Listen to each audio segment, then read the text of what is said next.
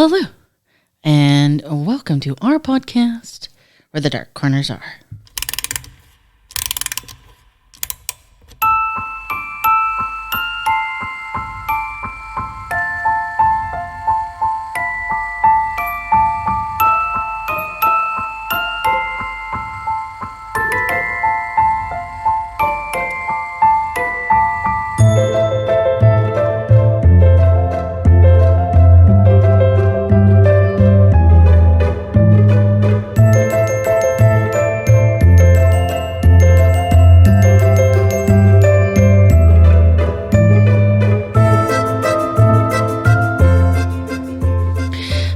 Hello.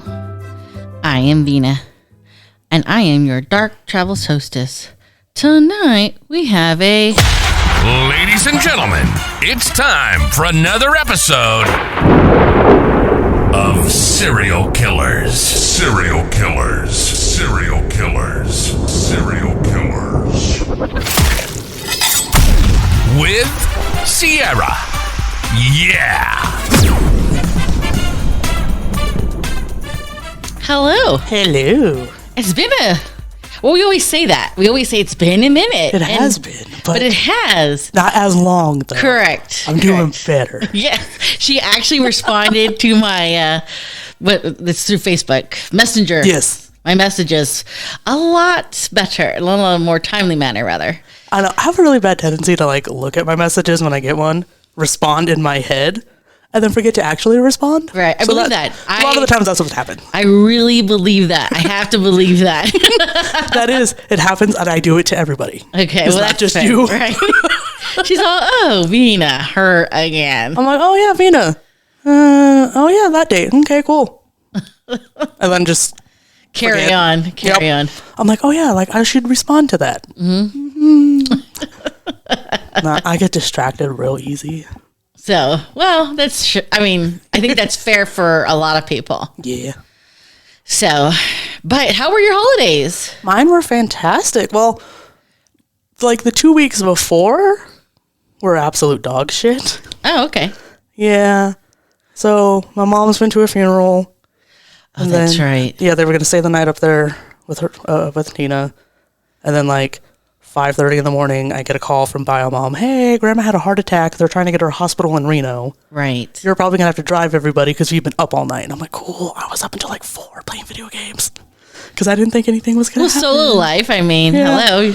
So I drove to Reno on 1 hour of sleep, spent all day in Reno, and then spent Sunday helping Daisy pack her parents' house because they were moving, and then spent all day Monday at the hospital.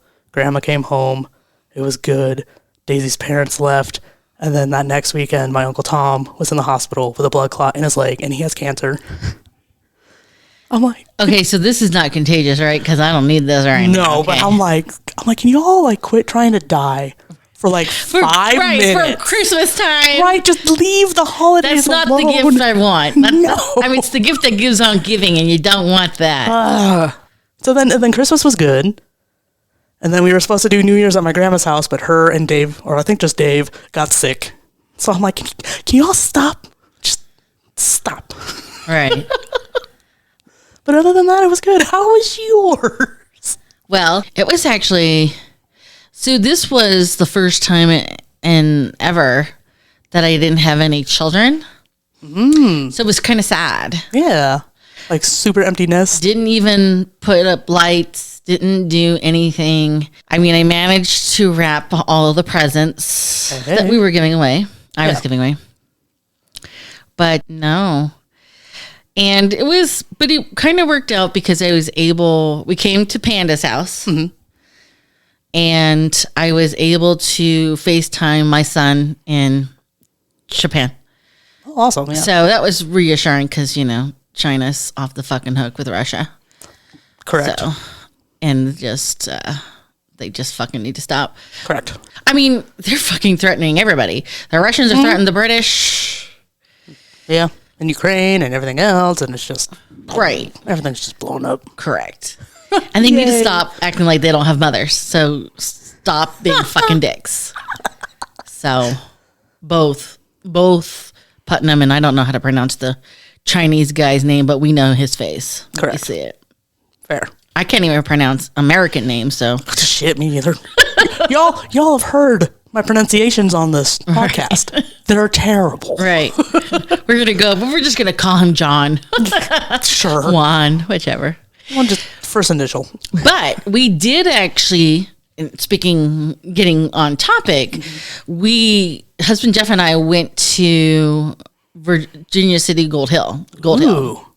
And Virginia City is, in my opinion, everyone should go there at least once. Mm-hmm. It's very, it's got a lot of historic value. Correct. Gold Hill is just a mile past Virginia City, and we stayed at Gold Hill Hotel, which is the longest continuously operating hotel in the state of Nevada. Well, that's fun. Right, and it's haunted. Legit haunted. Of course it is. So everything in Nevada is haunted. Yeah. Well, everything in Virginia City is haunted for sure. That too. So we had New Year's Eve there. It was very nice. It was a nice time. It was simple. I got to wear a dress I've never wear, and it just worked out. It was nice. It was good. That's awesome. So, speaking of Virginia City. Yes. Let's talk murder. Let's talk some murder. It's been 150 years since that dreadful January morning when Mary Jane Minnery left her little cottage in Virginia City's D Street and stepped carefully through the mud to her friend and neighbor Julia Bulette's back door. She could have never imagined that she was about to walk into the beginning of one of the most enduring stories in Nevada history. So this is the story of Julia Bulette. Yes. Okay. She would find that Bulette, an independent prostitute, had been beaten and strangled to death in her bed, and that much of her wardrobe, including silks, furs, and jewelry, had been carried off in the dark of the night. Almost a year and a half later, a French immigrant day laborer would hang for the crime in front of a crowd of thousands. But did he really kill Julia? The answer, all this time later, still isn't entirely clear. So this is great because, believe it or not, I had the opportunity to interview the operator for Bats in the Belfry Ghost Tour of Virginia City. That's awesome. For the previous episode, and she does not believe he did it. A lot of people don't, and a lot of people do. It's definitely a mixed bag for that one. Okay, so give us the details. The murder shocked Virginia City. In January of 1867, the town was only 8 years old. The city had seen its share of killings, and its residents generally accepted brawling and dueling as a part of life. But the Bulette murder, perpetrated on a sleeping woman in her nightgown, was different. After Alf Doughton, a reporter for the Territorial Enterprise? That one. I'm having a hard time today. It's okay. Had been to the little college to see Julia's mangled body, he wrote in his diary, "Worst murder ever in this city. Horrible." Doughton, who had known Julia in her professional capacity, estimated that she was about 35 years old. She had been a prostitute for more than 15 years and had achieved modest success. While she was often segregated from respectable women, she had many friends among her peers. As an honorary member of the Virginia Fire Engine Company No. 1, she had also earned some admiration in the larger community. Now, it's funny that you mentioned that detail because in one of the few pictures we have of her, yes, she is, I don't think she's wearing the hat, but she has the Fire Engine No. 1 hat. Yes. In the picture, I think next to her. Next to her, I think. And she was considered that entire company's favorite. Mm-hmm. You get what we're saying here, folks. In her professional capacity. Correct. The Territorial Enterprise, wrote about her as being of a very kind-hearted, liberal, benevolent, and charitable disposition. Few of her class had more true friends. In the days following the murder, her friends wanted justice. To complicate matters, some feared that Bulette's death was only one in a string of similar killings. Virginia City Police had been consulted in 1863 and again in 1864 in connection with the unsolved murders of 2 prostitutes in San Francisco. In each case, the woman was in her mid-30s or older, approaching retirement or at least having worked long enough to accumulate some wealth. Each woman worked independently, lived alone, and was killed late at night, apparently after they had retired to bed. And each woman also had some connection to Virginia City. The San Francisco murders had been shockingly bloody, the victims repeatedly stabbed. The Bulette murder had been done with less gore, but in all other respects the killing shared eerie similarities. In a pre-Jack the Ripper world, this left reporters, police, and other prostitutes grappling with an unthinkable idea.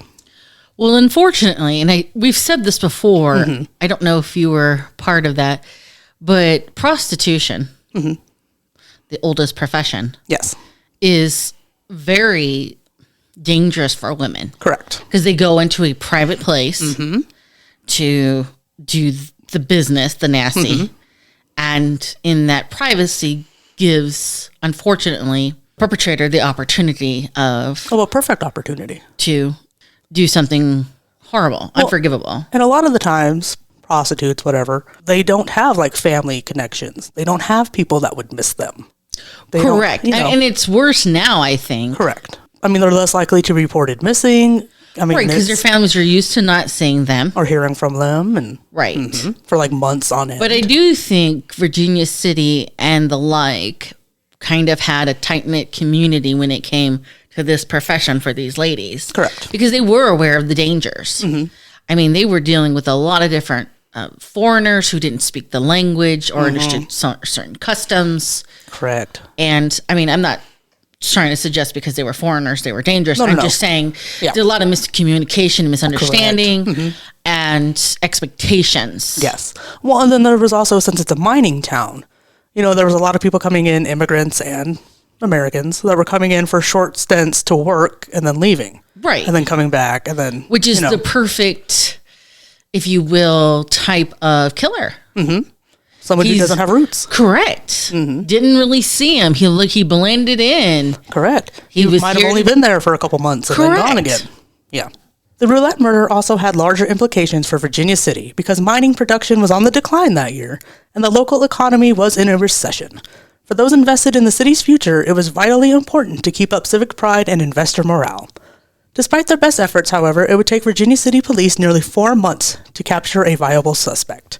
In early May, another independent prostitute awoke to find a dark figure skulking about her room, and later identified him as 37-year-old John Milan. It is not at all improbable that the same man who so foully murdered Bulette attempted to murder and rob Camp last night, reported the Virginia Daily Trespass. Most everyone believed the murderer had been caught. The man is either a perfect friend or is he scandalously belied by those who have some knowledge of his past history, said the Enterprise, adding that Milan was rumored to have once had a pretty wife in San Francisco who died mysteriously. It was even reported that he had confessed to the Bulette murder, though Milan denied this. Well, sometimes they get a confession And in a brutal way. Correct. Correct. Just because they're just trying to make an arrest. Right. It looked like they're doing their job. Correct. And to get other people off their back. Correct. The Sacramento Daily Union claimed the detectives have learned that Milan was driving a water cart in San Francisco on a route in the worst part of town at the time that the prostitutes were mysteriously murdered. This creates deep excitement in the city, wrote Dalton in his diary. He will hang. However, guilty as many believed him to be, the police had yet to prove it. Milan remained in custody on a charge of attempted robbery while they searched for clues. In late May, a woman named Mrs. Kazantry came forward and said that she had recently bought a length of silk from him under suspicious circumstances. By the end of the day, the silk had been established as a unique piece purchased by Julia Bulette before her death. So, a potential witness. Correct. Well, and not so much a witness, but more like she bought stolen property from a dead woman. Right. I mean, who's to say? Sometimes there are, and very rare instances, strange coincidences. Yes, correct. In the next few days, more shopkeepers came forward with stolen items they had unknowingly purchased from Milan. Then the police were alerted to a house where Milan had stored a trunk filled with the rest of Bulette's missing treasures. From that moment forward, John Milan was on a fast track to the gallows. The city needed someone to pay, not only to maintain the morale of its investors and economy, but to keep the civic peace.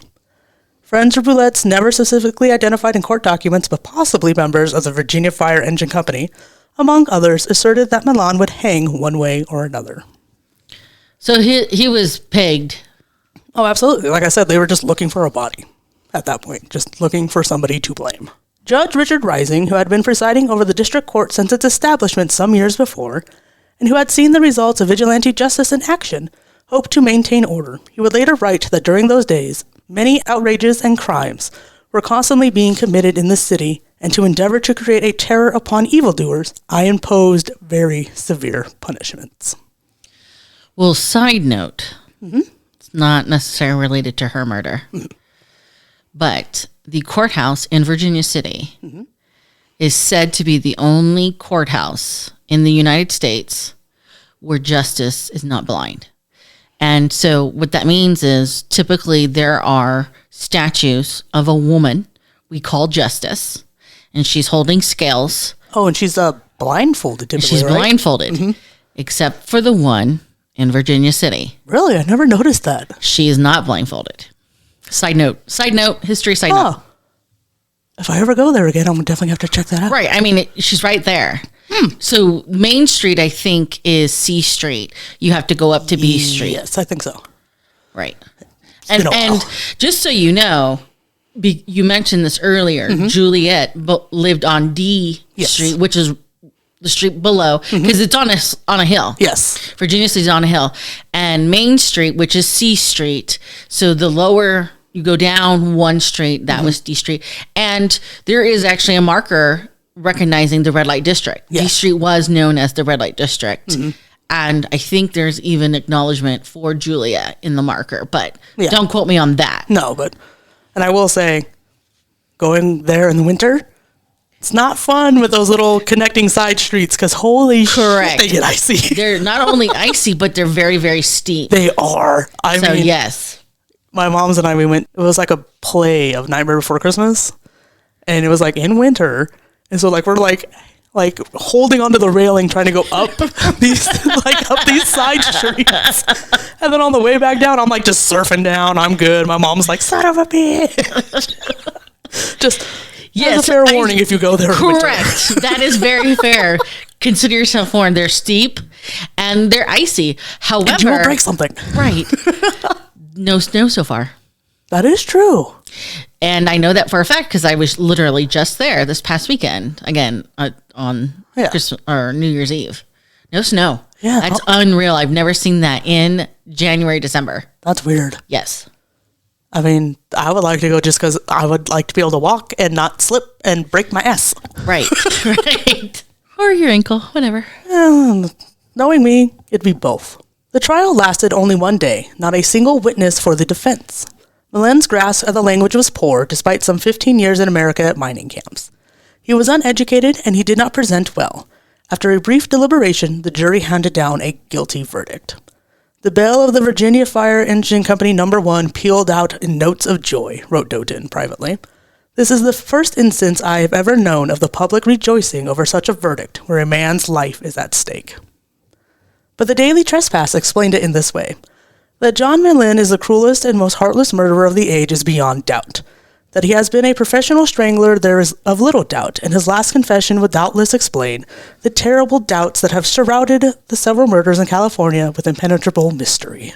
So it sounds like they feel like they got their Jack the Ripper before Jack the Ripper. Correct. And also, I just want to know how many times can you shove the word doubt into one sentence?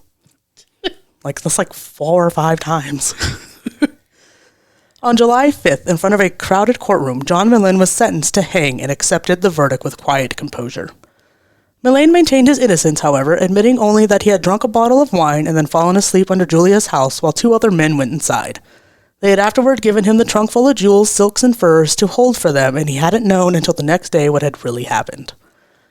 The 2 men, who he said were named Douglas and Dillon, had long since disappeared.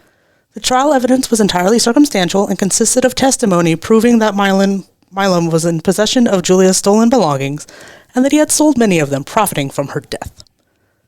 The lawyer appointed to defend Milam was a politically ambitious young man named Charles DeLong, well liked in Virginia City, until the trial put him in the position of defending the town's most hated villain.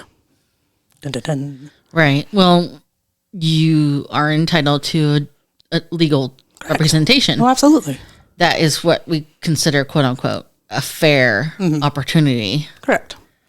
To a justice, to getting to the bottom of justice. Well, and it's, it would be hard to be the defense attorney for somebody that the entire town has already condemned. Right, picked guilty. Correct. He asked for a change of venue, but he was denied. On appeal, the Nevada Supreme Court upheld this decision on the grounds that because Julia Bulette was a prostitute, her friends had no influence on public opinion and a change of venue was unnecessary. Okay, we're going to disagree on that. I'm going to fully disagree on that. I mean, are you kidding me? How is that fair? It's not. No. I mean, the trial lasted a day. Correct. How much of a defense did DeLong actually put up? Correct. And plus you have your defendant is a guy who barely speaks English. Or claims who understands English. Correct. I mean, I kind of that because if you've been somewhere 15 years, you need to pick some stuff up. Yeah, you do. But if you're working in a mine, you probably don't interact too often with other people. I think it's fair if I met him to get a better sense of whether or not he's absolutely, but kind of bluffing or not. That's fair. During the trial, DeLong questioned Miss Kazantri about the silk dress fabric that she had purchased from Milan. He prompted her to tell the story for the first time she met John Milam when he came into her tobacco shop to hide from police after he had been brawling with a prostitute known as Buffalo Joe. This story, of no conceivable value to the defense, could have established in the minds of the jurors that Milan had a history of violence against women. Well, he was in the neighborhood of the two unfortunate murders in San Francisco. San Francisco, yeah. Correct. And then he was standing over some other lady in Virginia City after this other one got murdered. And I'll be honest, I wouldn't tussle with a chicka chicka boom boom named Buffalo at all. Hell no. Buffalo means she's going to kick your ass. She's probably going to snap you like a Slim Jim. You better pay up front before... And not even just half, the whole thing up front. Correct. Put it on the dresser, fool. Buffalo Joe is going to fuck you up. I love that. In the end, DeLong's best strategy was to argue that the evidence only showed Milan to be a fool rather than a killer. But the jurymen believed him to be a killer, and DeLong could not prove otherwise. The conviction was upheld on appeal, and the execution was set for April 24th, 1868. On the gallows, in front of a crowd of between 3,000 to 5,000, Milan was serene and thanked the priests and nuns who had given him comfort in his last days. In French, he criticized DeLong, the Virginia City police, and the prostitutes who had testified against him.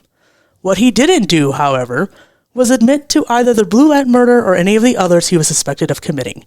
He did not deny his guilt, but spoke with sincerity of being ready for God's judgment, which he expected to be less harsh than that of his fellow man. Former Territorial Enterprise reporter Mark Twain was on hand to witness the execution. I believe that if ever it would be possible to see a man hanged and to derive satisfaction from the spectacle, this was the time, Twain wrote. For John Millian was no common murderer, he was a heartless assassin. But the lack of real evidence and real confession left doubts. In 1873, the Sacramento Record ran a brief item claiming that the mystery attached to the murder will shortly be cleared up. The reporter seemed sure that a prisoner in custody was about to be linked to the crime, though nothing further came of it.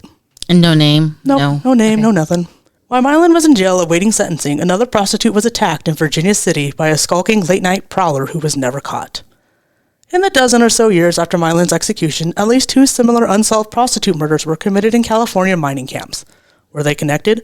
Did John Milan kill Julia Bulette, and only Julia Bulette? Or was he merely a dupe in the wrong place at the wrong time? Only Millian knows the answers, and he took them with him when he stepped off the gallows and into the abyss those many years ago. Well, this is sad. Right? Because the truth is, they both deserve justice. Oh, absolutely. Whether or not he did it, she deserves to have the right person caught. Correct. And if he's truly innocent, he deserves the justice of being allowed to have that recognized. Correct. Absolutely. But, you know, and I've surprisingly, for as much as I love Virginia City and talk about Virginia City and go to Virginia City, I've actually never read up on this scenario. Yeah, me either. Up until now. Right, correct. But I mean, I've always heard about it. I mean, you cannot go to Virginia City and not hear about it. Correct. So, I don't know. We'll see. Yeah. We'll see. I mean, it's, you said 150 years ago. So, yeah. And he was killed in 68. So, yeah. Yeah. In 4 years, we're talking 160 years. Yeah. So. long. All the evidence is gone now. Oh, absolutely. But I will say his version of events sounds very weak. It does. But it also does sound plausible, because who knows? Like, especially back then. Right. I'm not saying that, but if I was on that jury, I'd be like, Yeah. So you were asleep under her house. And you didn't, like, wake up because you heard anything? But I don't know. And then you took the goods that they gave you, because that seems logical, but it doesn't. No. So... I mean, really, the only people who know are all dead now. Well, not so only, we'll but know. I mean, what does seem more logical? Mm-hmm. Let's say he's innocent. Correct. He sleeps. He hears the tussle. Mm-hmm. He sees the men run out. He checks in. He sees that she's dead, and he's like, "Well, I'm just going to help myself to her stuff." That seems more plausible than his version of events. That's fair. That she's dead. She's not going to need any of this. Yeah, she ain't taking it with her. But he really should have thought about, do I want to look like I took part in the murder? Correct. So, I don't know. All right, so that is what we have for you tonight. That is. On to business. Facebook. Where the Dark Corners Are has a Facebook page. So if you'd like to see some creepy things, share some creepy things, go ahead and send us a... My brain went dead. I'm having a hard time tonight, Vina. It's technically Monday. They could send us a request. That word, request, over to that Facebook page. To join. Yes. And if you have a serial killer or murder or unsolved mystery, yes, that you'd like Sierra to cover, send us a request at wherethedarkcorners@gmail.com. Final thoughts? I'm really conflicted. I don't know if he did it or not. What's your gut tell you? My gut tells me that he didn't do it. My gut says he's either stupidest man in the world or he did it. Fair. Okay. All right. So until next time, please remember, only the few can find the beauty in the darkness, which is where we hope to meet you, where the dark corners are.